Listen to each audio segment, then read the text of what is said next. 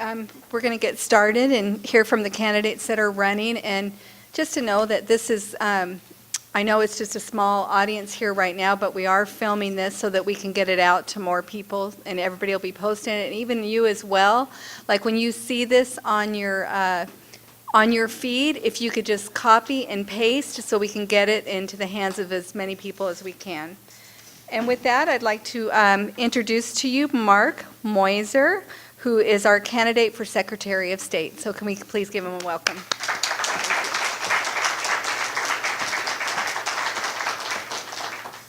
You can keep clapping.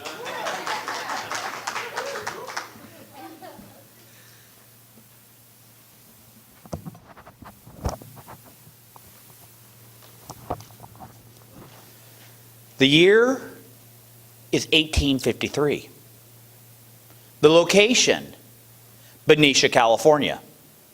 The occasion, the swearing in of a new assembly.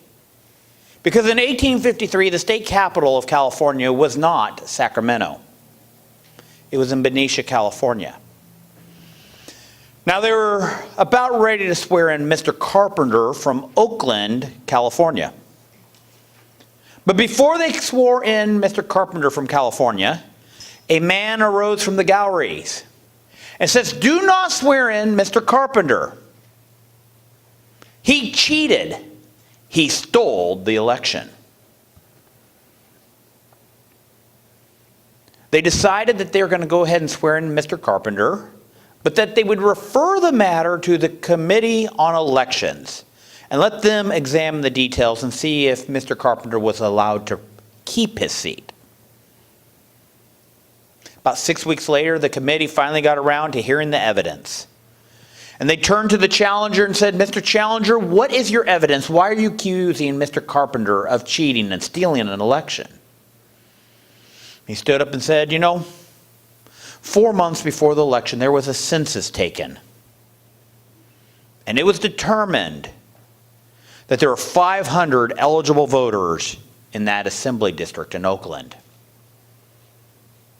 On election day, over 800 people had cast a ballot. Furthermore, we have 4 witnesses here who will testify that voter number 95 voted at sunset right before the polls closed. But when the poll books were opened up, it was determined that 258 people had cast ballots. And signatures 108 through 258 were all in the same handwriting. Now the committee started to look at the evidence, and they actually decided to be a little bit of partisan because Mr. Carpenter happened to be the same party that the majority of the committee were. And they decided that, Oakland was a growing seaport town. And as such, it is possible that the city grew over 60% in 4 months. And they said that while it was an irregularity that so many people had the exact same signature, they couldn't prove anything because when they personally asked voter number 95, who happened to be a supporter of Mr. Carpenter, he testified that he had voted at 2:30. So the committee decided that, Mr. Carpenter, he got to keep his seat. Now, of course, the press got a hold of the shenanigans going on in the state capitol, and they started reporting, and of course the voters weren't too happy. And so before the entire assembly had the opportunity to decide whether they're going to ratify the committee report, there were some people who decided that maybe it wasn't a good thing to be partisan on the issue of Mr. Carpenter. So the vote was had, and the assembly decided that Mr. Carpenter was going to have to vacate his assembly seat, and that there would be a special election to fill that vacant assembly seat in 2 weeks. Election came and election went, and 10 days after that, the date of the certification of that vote. Mr. Carpenter showed up in Benicia and says, "Swear me in, I was the winner." And right behind him came the challenger and he said, "Do not swear him in. He cheated. He stole the election."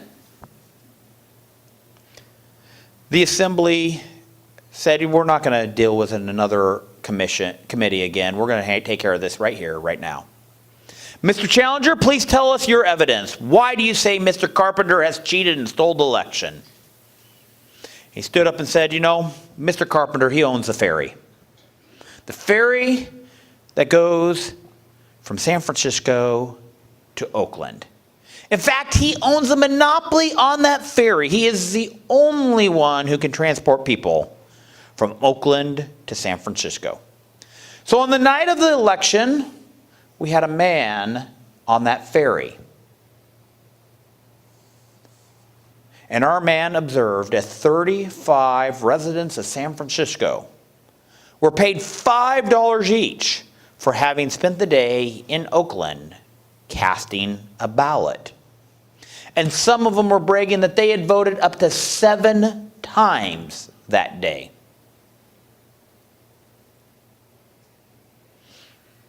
Pretty damning. Mr. Carpenter, what do you have to say for yourself? Now, Mr. Carpenter stood up. He did not say, "I didn't do it." He did not say, "I had no idea about this." No. Mr. Carpenter stood up. And he said, "Well, he cheated also." The legislature was faced with a dilemma. Were they going to call a second special election for the exact same race in the same month? And the legislature decided that he who cheated best won the election that day. Now, I tell you this story because it's from our own history here in California. The wild, wild West, California in 1853. Truly, this is not a representation of what elections were like in the 1800s. Well, let's go east. Let's advance the clock just 3 years. Let's put ourselves in the state of Kansas. And if you've studied your history, you know that there were a whole lot of people who came over from Missouri into the state of Kansas to cast illegal ballots on whether the state of Kansas was going to be a free state or was it going to be a slave state. But Mark, Kansas was a brand new state. This was a frontier town. We need to go to a state that had the rule of law, that's been well established in the principles of a Republican form of government. You're giving us these news stories, and those are not fair representations of what American elections were like. Okay. Let's advance the clock to the year 1870, right after the Civil War. Let's go to New York City. Ever hear of Tammany Hall? Do you know how Tammany Hall got its power? This is during the 1870s, the highlight of Boss Tweed. He got his power because he got people to come over from New Jersey, people to come down from upper New York, to cast a legal ballot so that he could have and maintain power in the city of New York City. You see, in the 1800s, there was a problem with our elections. And that problem was that it didn't matter who voted. It mattered is what party was counting the votes. There was a problem in America. There was a crisis in America when it came to the integrity of our elections. And the solution to that problem was voter registration. They started registering voters so that way we could have honest and fair elections in the state of California, but also United States. Ladies and gentlemen, I'm here to tell you that we have a crisis in California with the integrity of our elections. Not just in 1853, but even today in 2018. Let me start off by saying that according to Harvard, who's done a study of elections around the world, that of the 28 Western democracies, the United States of America is ranked 28th when it comes to election integrity. But don't worry, we live in California. And according to MIT, who's just completed a study of all 50 states, measuring elections by 17 different measurables, scientifically have proven that the state of California has the third worst elections in the United States of America. So I'm here to tell you we have a crisis in California with the integrity of our elections. And this is not a crisis that is just one side or the other. This is a bipartisan issue. Let me illustrate. I'm sure everybody in this room has heard of a guy named Donald J. Trump. And his favorite device, his telephone using Twitter. Now, Donald J. Trump on Twitter has said that there were over 3 million non-citizens who cast ballots in the 2016 election. And as such, many people on the right have concerns about the integrity of our elections, of non-citizens diminishing the value of their vote. Let's go over to the left. My left, not yours, I understand. But over here on the left, in December of 2016, Jill Stein raised millions of dollars so that there could be a recount of the ballots in Michigan and Wisconsin. And why did those people donate millions of dollars to Jill Stein? So that they could recount the ballots because they thought someone had interfered and had tampered with those machines and that they were giving an incorrect vote. So the left was concerned about the integrity of counting the ballots. It doesn't matter if you're on the right or if you're on the left. The issue of election integrity is an issue that both sides are concerned with.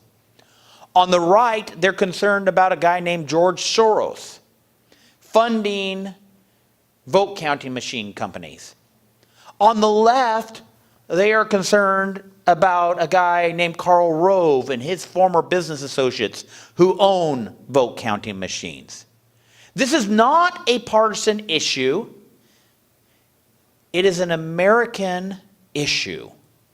It's where we the people have a concern about the integrity of our elections.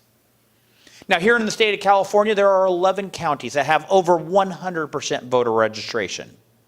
Organizations like Judicial Watch and Election Integrity Project of California are suing the state of California for bloated voter rolls. They'd like to investigate the state of California to make sure that there is integrity in the voting system and that the state of California is following the law. But on the left, the supporters of Bernie Sanders brought a lawsuit against the state of California because when they were looking at the election results, they saw a huge gap that the numbers just didn't seem to add up. So they wanted an audit. And the same Secretary of State refused to allow the right to investigate his elections and refused to allow the left to investigate his elections.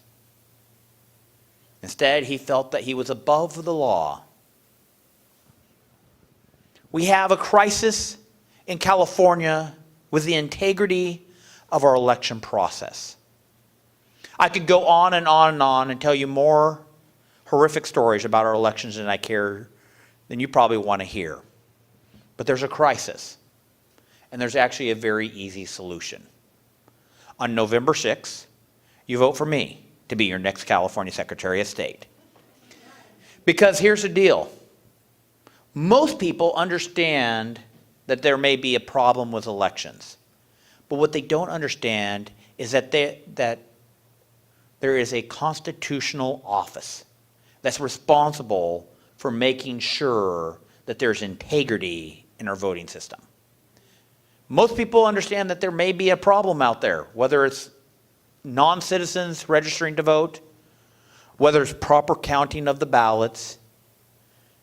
They may not necessarily agree, but they know Russia hacking. They hear a lot about that.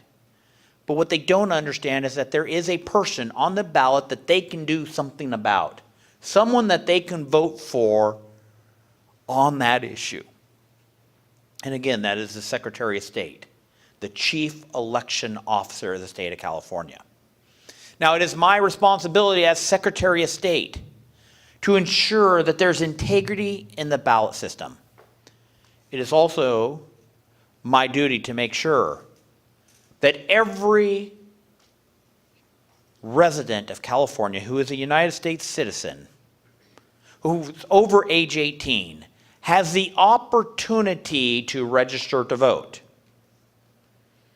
And if they're registered to vote, to make sure that there are no hindrance put in their path to keep them from voting. And if they exercise their duty and privilege as an American and cast the ballot, that their ballot is properly counted. Now, I am an election law attorney. I was one of the first attorneys that they flew into Wisconsin and Michigan for the presidential recounts. Over 8 days, I was in 6 different counties in 2 different states, observing the recount of the presidential ballots due to the Jill Stein recount. I happen to have worked in courthouses on election law, and I have worked in the counting rooms. I understand election law, which is why I was recruited to run for this race. Because as I mentioned earlier, California has the 3rd worst elections in the United States of America. And we don't need another politician who's just using the seat as a stepping stone to some bigger office. We need somebody who actually understands election law, who can articulate the problems of election law and actually do something about it rather than say something about it. We have a problem with our elections in the state of California. You need some more examples? Well, okay, I'll give you some more examples. How many people here that over 77,000 people had their party registration removed by the Secretary of State due to a faulty motor voter program and databases with the DMV? How many people here heard on election day this year 118,000 people removed from the voter rolls in LA County?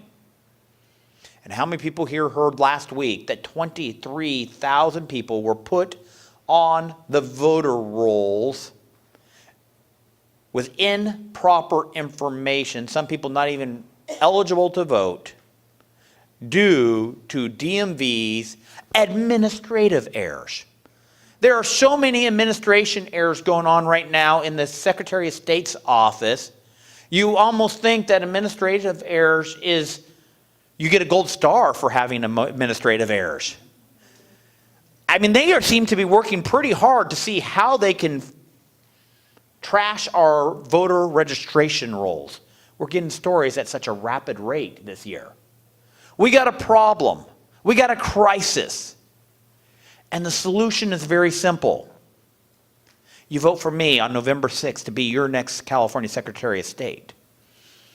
Because we need somebody in Sacramento who's not looking at the office as Secretary of State as a stepping stone for some other office, but instead has the qualifications and experience to be the Chief Election Officer of the state of California, and actually has a desire to fix a problem, not a desire to talk about fixing the problem.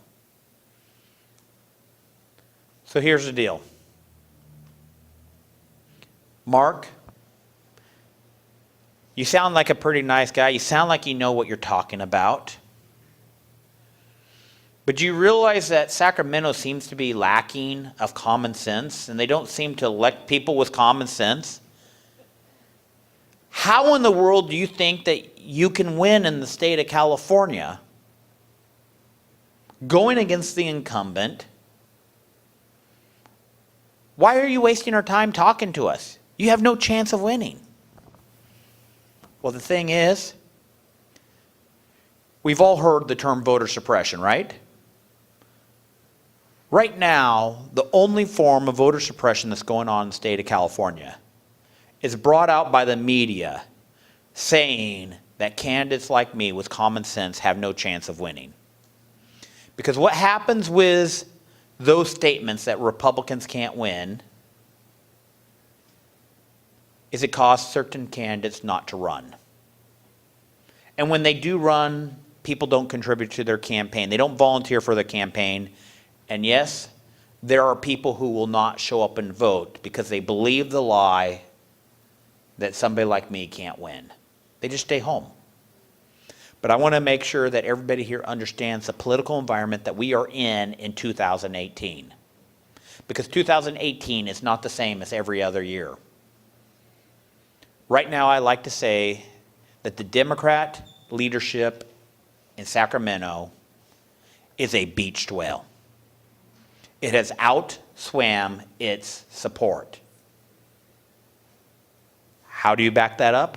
Very simple. LA Times poll, 45% of California Democrats do not like the direction that this state is going.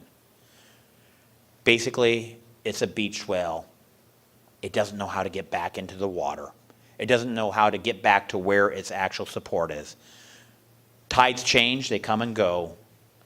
But the people of California do not want the state of California telling them whether they could use drinking straws at a restaurant, or what kind of drink your kid is allowed to drink with their Happy Meal.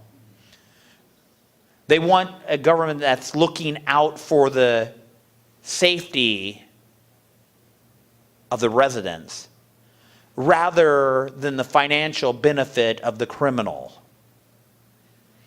Whether it's eliminating bail bond or making it so felons are no longer felons, they're just misdemeanors and they get out of jail in a few days. The good people in the state of California understand what's going on in Sacramento.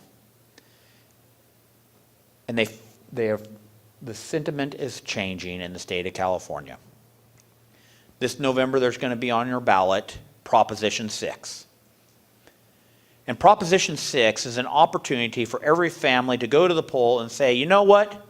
Last year, you stole my kid's Christmas. $800 in the form of a new tax. And we want that money back. And so people across the state are going to be voting yes on 6. And we are seeing the polling data from yes on 6, and we are seeing that it is invigorating people who normally would have stayed home. We saw Senate District 29, Josh Newman. Okay? Now what people don't understand about Josh Newman is that in 2016, the combined Democrat vote was 56 points in Senate District 29. It was only 40 points 2 months ago in June of 2018. That is a 16-point swing. That is just one of many indicators that I could give you that the political tides are changing in this state. Whether it's gas taxes, sanctuary states, bail bonds, plastic straws, I could go on and on.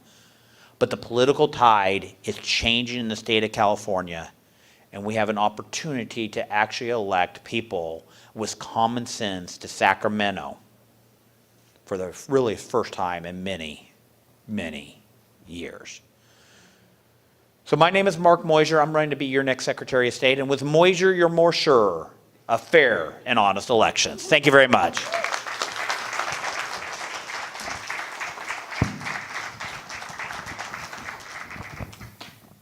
Thank you.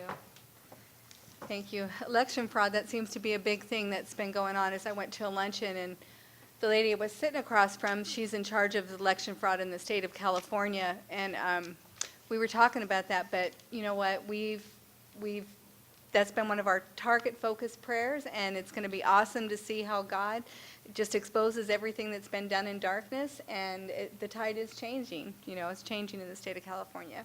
So with that, I'd like to introduce to you Jody Moore, who is a candidate for Chino Valley Unified School Board. So here he is. Thank you. Well, thank you. Great to be here with you. Don't know how I could top such eloquence as we just saw from Mark, but very grateful for the information that he shared, her heart behind allowing people to come together to share with shared political values, to be informed and to be engaged into the community. I said, what a vision and what a great opportunity, what a true ministry to the city. And so I'm so grateful for you. This is a grassroots movement. It's just at the beginning, and I'm looking forward to see how you grow and develop. I'm Jody Moore. I am running for one of 2 seats for the Chino Valley Unified School District. I pastor here in the city of Chino, been in this city for 15 years. I am the husband of a wife of 19 years, and we have 3 children right here in this school district. Actually, they were charter students at OPA for the first several years, and of course, very disappointed when OPA closed, but very grateful for their time there. I not only pastor, but I'm also a member of the Planning Commission for the city, and I have over 20 years of human resources executive experience in corporate America. I bring that up because I believe that it will serve well as a member of the school board. I have spent the last 20 years looking at organizations, looking at leadership, doing organizational assessments, designs, going in and working in situations where there's conflict, negotiating with unions, and all sorts of opportunity in that realm to do solid work in organizational development and design. I believe that I could do the same thing here in Chino. I bring a common sense approach. I bring an idealism about what our city can be and what the future of our city can be as we place our focus on our children. As I think about it, we've got some challenges here in the city, and we have some challenges here in our school district, but I believe we have even more opportunities than challenges. We have an opportunity to break down the barriers of bureaucracy that keep our parents from being able to engage even more in the process. We need more parental control. We need more parental say. We need parents to be fully engaged. And we say that a lot of times, and it can become rhetoric, it can become cliche, but I believe that we can do some things in the school district that will put some systems in place so that our parents can be more engaged. We can do some things in the school district so that our parents are more informed and equipped to be more engaged at home with their children. I said I pastor a church. I've been pastoring now for 15 years, and one of the things that I've constantly said to my congregation, don't expect your children to learn everything that they need to learn about God right here at the church on Sunday. Our role is to come alongside you, to equip you as parents so that you can do your work in the home in leading and educating the children. I think the same philosophy is applicable with our schools. What can we do to come alongside parents, to equip parents, to empower parents, to educate parents, so that when they leave our schools, our children can go home to parents who are fully equipped and engaged and set up for success in communicating with their children. As a parent, I don't want to abdicate my responsibility to schools alone. I don't want to abdicate my responsibility for training up my children to bureaucrats or to Washington, D.C., who's going to throw some stuff down our throats as it pertains to what they think our kids ought to know here in the Chino Valley Unified School District. I am a proponent of local control, local influence. We know what is needed here in this valley. We know what's going to make this valley successful. We know what's going to make this valley tick. And so we ought to have a greater say as it pertains to the curriculum, as it pertains to the programs, and as it pertains to those things which we believe will help develop our children to being better citizens here in our community. Lots of candidates running. Lots of open seats, governor, state senator, we have a state potential controller here. And all of these are great races, but the reason why I think the school board race is so important, when you vote for a governor, when you vote for a senator, it's somewhat of a reactionary vote in that you're voting to solve some initial, immediate problems right now. Tax issues, local road issues. But when you think about a school board race is aspirational.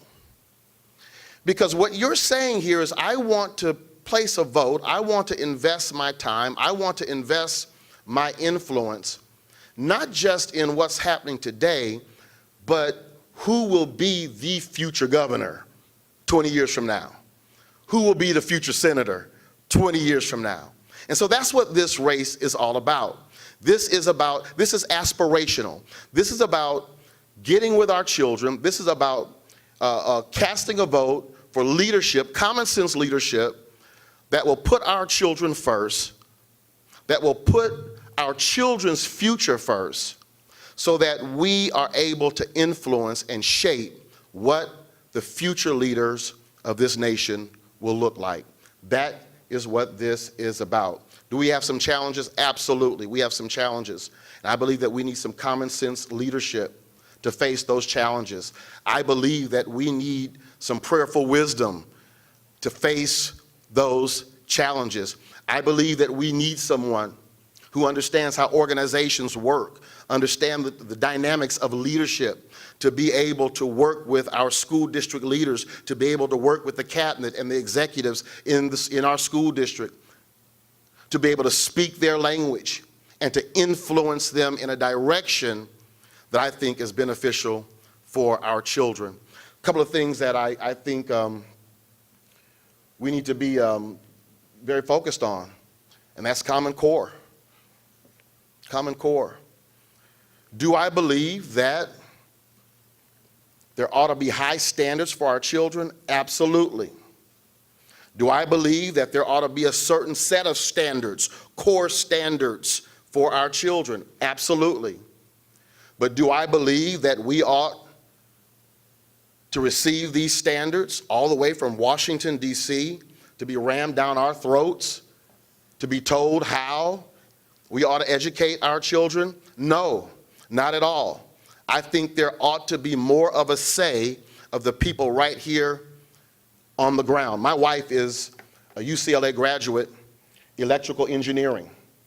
So you know something is wrong when a woman with an electrical engineering degree from UCLA, when she's pulling her hair out as she's trying to go over homework with my daughters in math. There's something not right with that. That's a problem. When I see my wife, who I think is brilliant, matter of fact, when I met my wife, we've been married 19 years. When I met my wife at Starbucks, she was working for Xerox, and I remember walking by, and I wanted to get to know her, and I saw on the table, she was doing some work, all these equations and these crazy diagrams, and that's how I got to know her, I asked her, well, what are you working on? And she told me she was working on some plans for a pool system for a manufacturing plant. I bring that up to tell you that my wife knows math.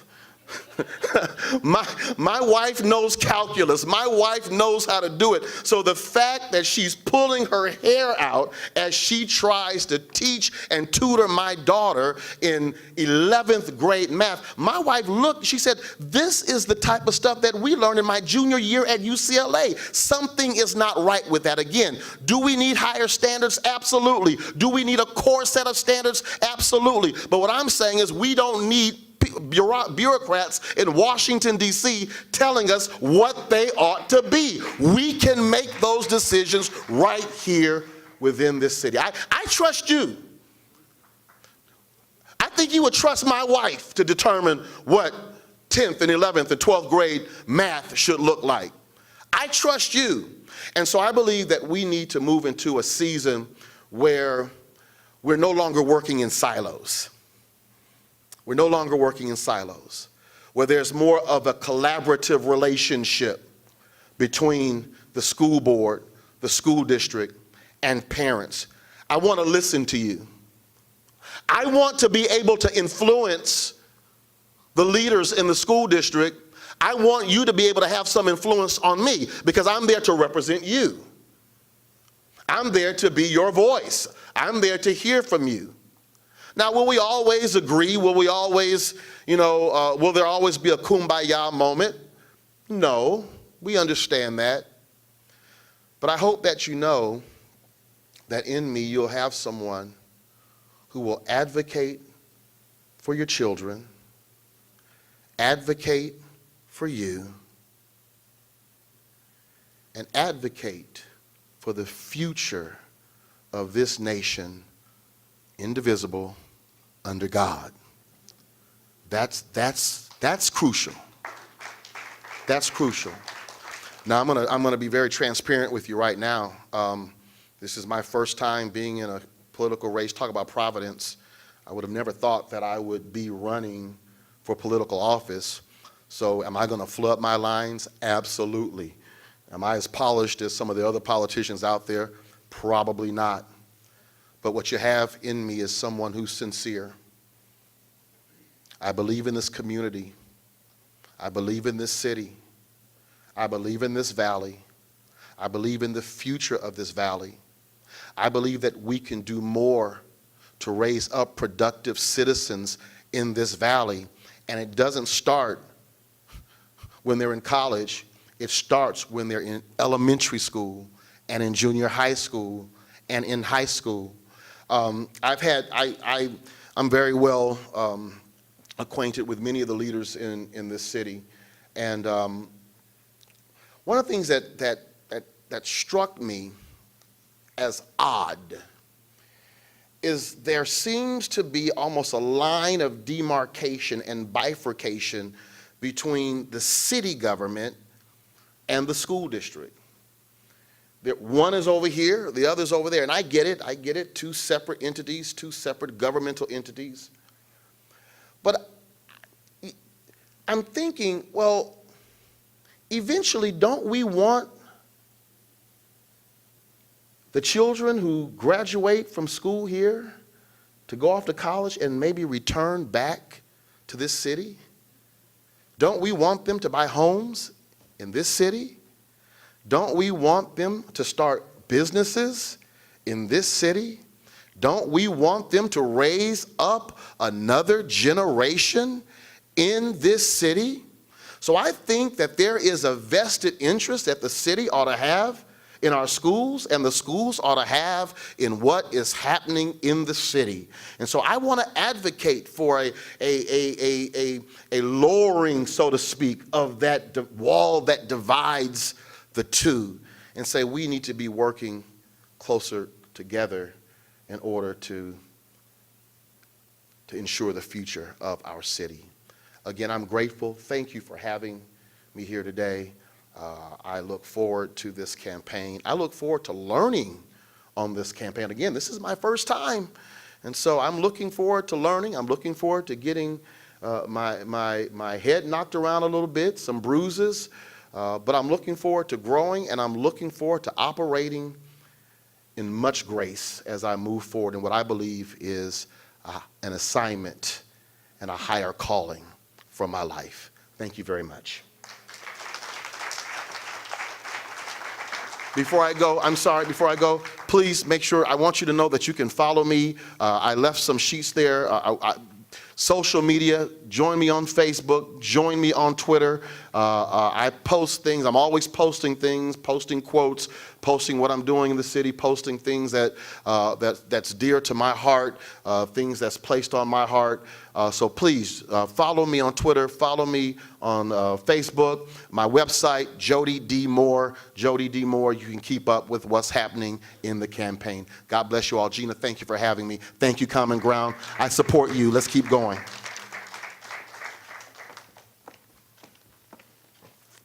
Thank you.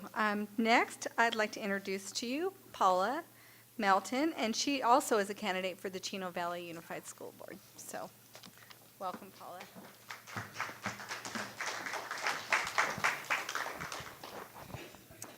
Good evening. I'm not as eloquent as the men are. They're very charismatic, very outgoing, and I'm okay with that. I'm okay with who I am and my uniqueness.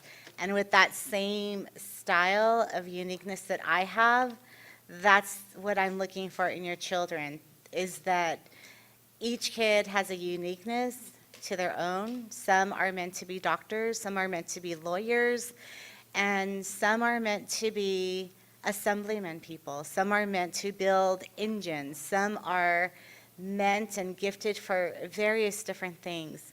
I'm going ahead of myself because I got so excited with the charismatic men here. I wanted to vote for them after that. My name is Paulette DeSoto Melton, and I've lived here in Chino for 14 years. And I've been married 22 years to Dale Melton, who I refer most of the times as Mr. Melton, which he's opposed to because Mr. Melton is his dad. Mr. Melton is a veteran, a Marine, and he is also a helicopter pilot. And I say that not to just take the attention off myself and put it on him, which is naturally what a wife does, but it's to tell you my connections to the veterans, my connections to the police department, my connection to the community. My brother is a captain here in the city, so my heart is for those type of jobs, the blue-collar jobs that risk their lives every single day for you and I. So I just want you to know that our children, there are various paths they can take. They can take the college education route, they could take the trade show route, they can take the military, which can pay for their college education, or teach them, like my nephew is learning nuclear physics right now for the Navy. My other niece is learning linguist up in Monterey, and the other one is a corpsman who has learned nursing skills. So with that, I know you're asking the question, why? Why a mom? Why a parent? And my answer to you is, why not? I always ask lots of questions to the question. And here it is.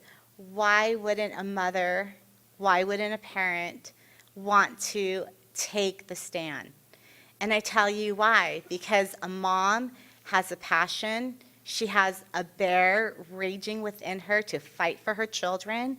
A mom will see that there is a weakness to her own child's uniqueness, and she will go and get the help that she needs from the district, from IEP, from RSP, whatever needs to be done, Sylvan Learning, extended education.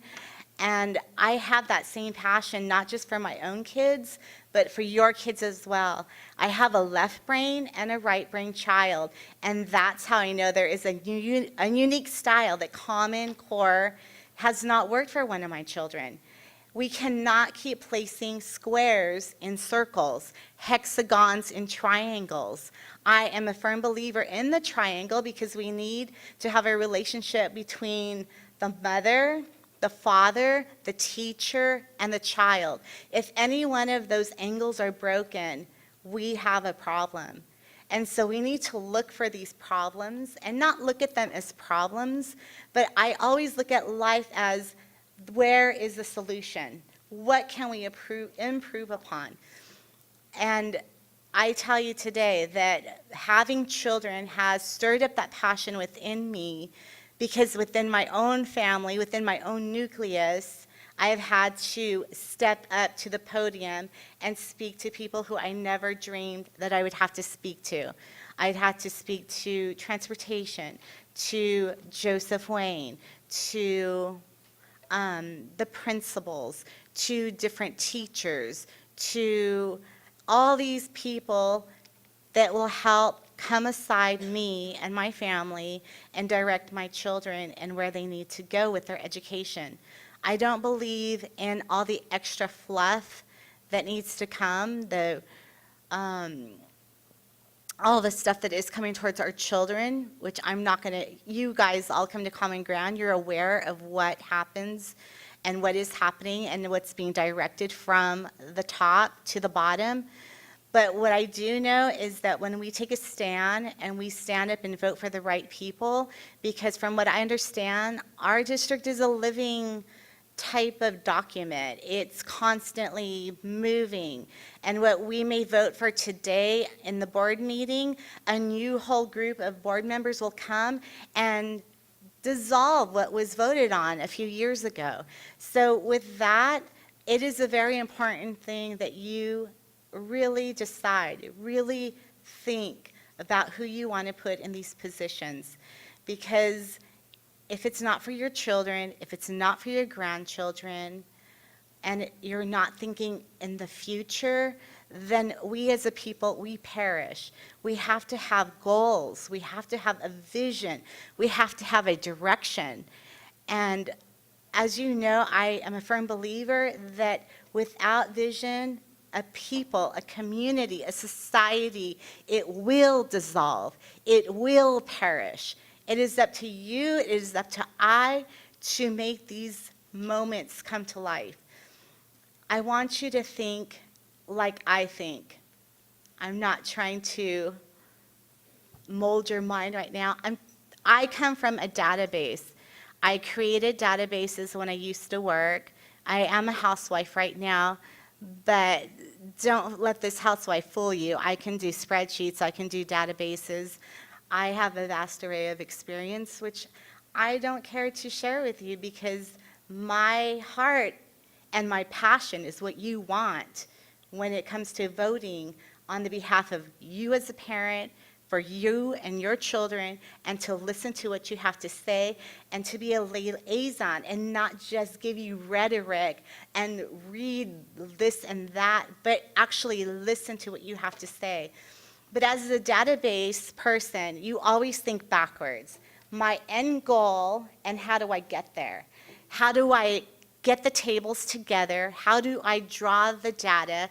Where do I draw it from? Which computer base, which software, what connections to make to each other so that I have an end result that will spit out the information that we need to improve our company, to improve our employees, to make them better. And that's the same type of thinking that I think about today for our children.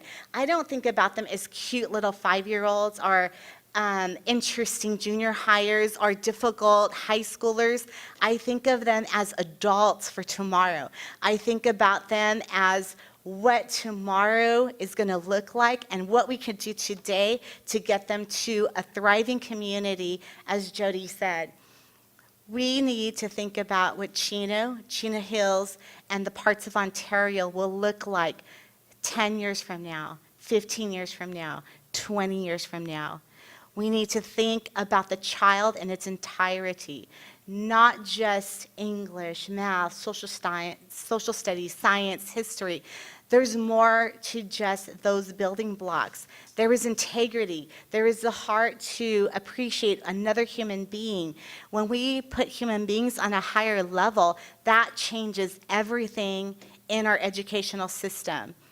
If I have respect for another life, when I do my math, it is going to be to improve somebody else's life. When I learn history and I take from the past and I move it to the future. I want to make steps in this city, in this community, to make it what could be better, what could be something that we could look back and be proud of.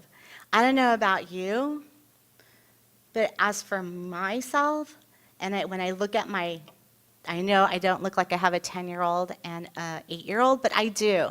And that's another reason I have more passion, is because it took us so long to get those girls that I want to see a better tomorrow for them. I want to see educators that have passion and that aren't locked into all these rules that they can't teach this, they can't teach that.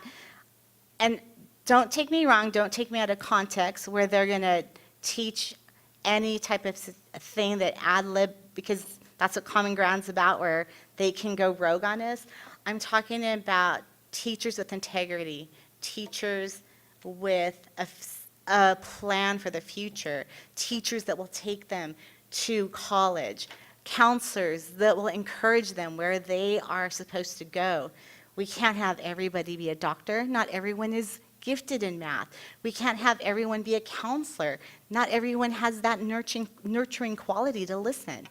Little kids have different skills, different paths, different gifts, and what a beauty it would be if we all go in the direction that we are gifted, that our brain is designed to go, whether it's crafts or science. Left brains, right brains, they work beautifully when they're running together and in a way where they work, or they're designed to work opposite, but yet together. So I ask you to please consider me for this vote here in 2018. Remember my name. It's the most unique name you will probably ever hear. Paulette DeSoto. There's hardly any DeSotos unless you're old enough to remember a car. And my last name is Melton, not to be confused with Milton or Molten, which are both common, but Melton is also a rarity. So when you think about your children and you think about my children, I ask you once again to remember Paulette DeSoto Melton, and I also encourage you to remember Jody Moore, because together we have your children in our hearts, and their future is on our foresight. Thank you.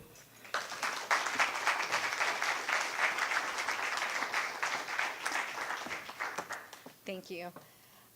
Just a reminder, we have 9 candidates running for these 2 positions. And the 2 that you've heard here tonight are the 2 that hold our conservative values. So I highly recommend that just getting the word out there, talking to your friends, letting people know their name, letting them know, whoever you can, to be the hands and feet to go out and to spread the word about them. So we'd appreciate that. So with that, I'd like to introduce to you Earl Vries, and he is a candidate for Chaffey Joint Union High School District, Area 3. So would you welcome him, please?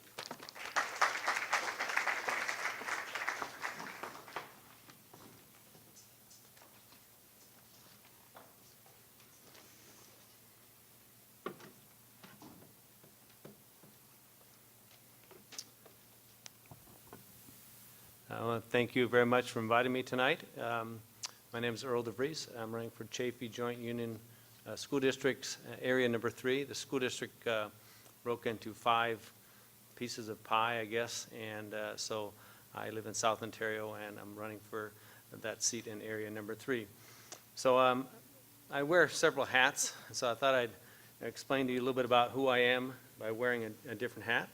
And this one says, someone gave me, said this is my name is Earl. That's on that hat there. And I've been married to my wife, Jody, for 40 years.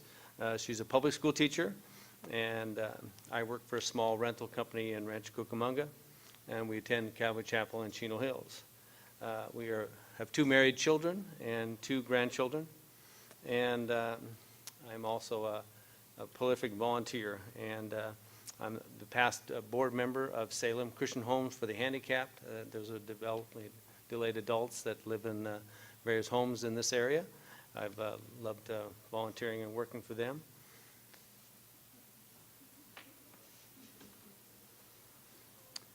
And this is my father of the bride hat. So like I said, when my daughter got married, I was given this hat, and so I proudly wear that. Like I said, now my daughter lives in Michigan with my grandkids.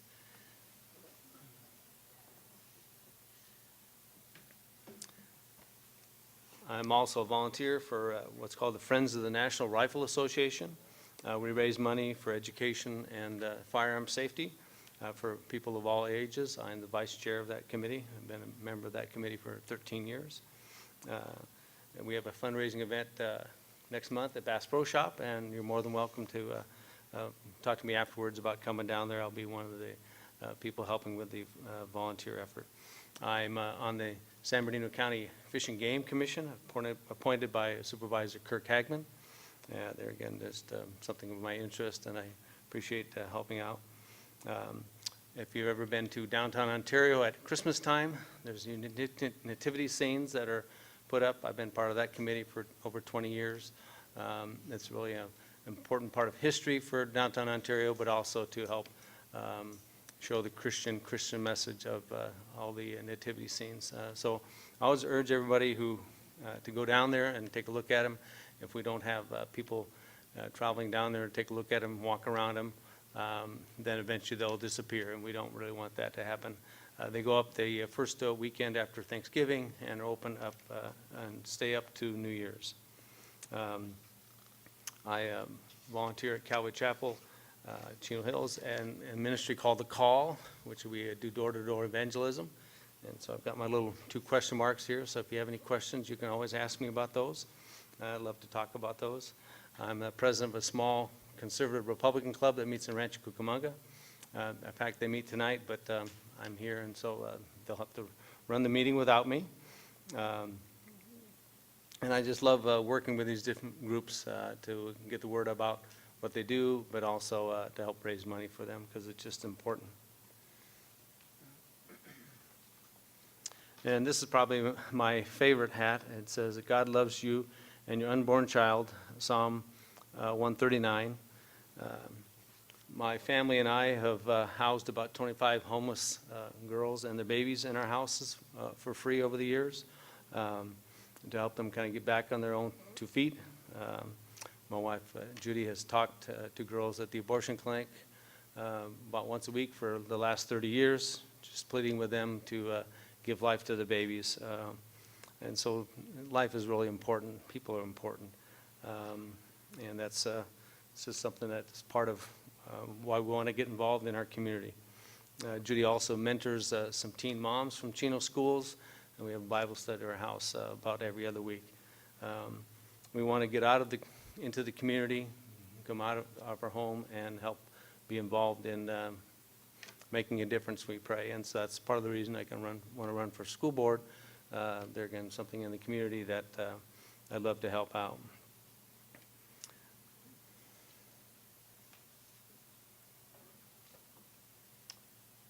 And this is my last hat. If you're familiar with this is called the Citizens Emergency Response Team, and I've took some classes in Ontario, and so the idea is that if there's an earthquake, you know how to help take care of yourself, your family, your neighborhood.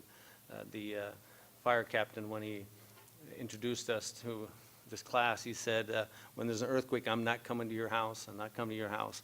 I'm going to the mall. I'm going to the hospitals to help people. And so we're basically on our own. So I really look at that as a way to get to know my neighbors. I pass out flyers with them every 6 months just to be prepared. I tease them that if they don't have water saved up, I'll sell them my pool water for $10 a gallon, but that probably won't be very good for them, and I don't know if that's not very neighborly. But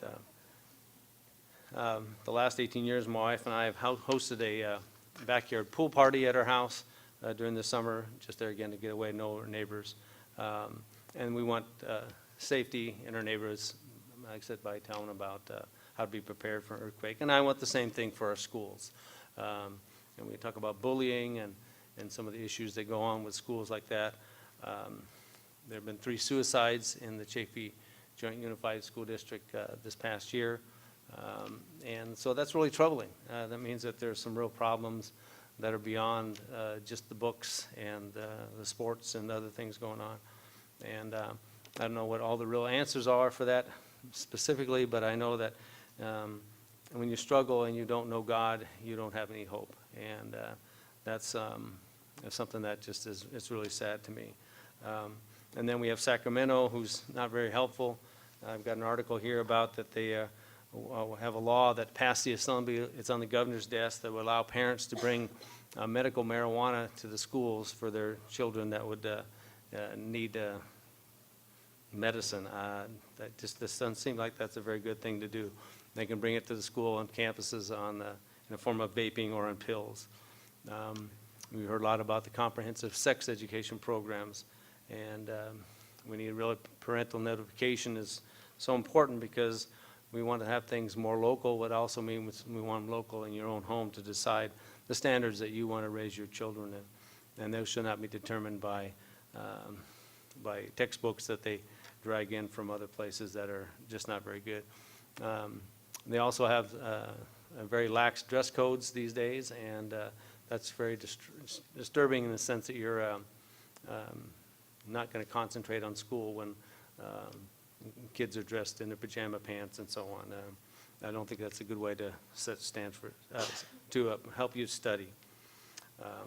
I'm hoping also to look at other ways we can help students who are interested in other vocational things. My daughter worked part-time in high school for a secretary, as a secretary, and that helped her in her future career. And I think there's other things that we can have the business community give us a real insight of what would be beneficial for the students that would come into their businesses to work in the future someday. I've also served on a bond oversight committee, and I think that experience will help me look at things critically, because I saw many things that they spent the money on that were not a benefit to the students, to the classroom, and that's how can we improve our school if we can if we're spending money on things that aren't necessary. I've been blessed to be endorsed by Ontario City Councilwoman Debbie Doris Parada, a good friend of mine, and also our county supervisor, Kirk Hagman. Running for office is a team effort, and one of the sheets you have on your chair there is asking you to participate. And you can participate by praying for me and for our campaign. We also need help walking neighborhoods, putting up yard signs, and of course donating money. Those are things all part of what your campaign has to do. I put my phone number and my email on there. That's also on my ballot statement, so people can get a hold of me and talk to me. My cell phone's always on. So I want to thank you all for letting me stop by and say hi today, and God bless you and God bless America. Thank you.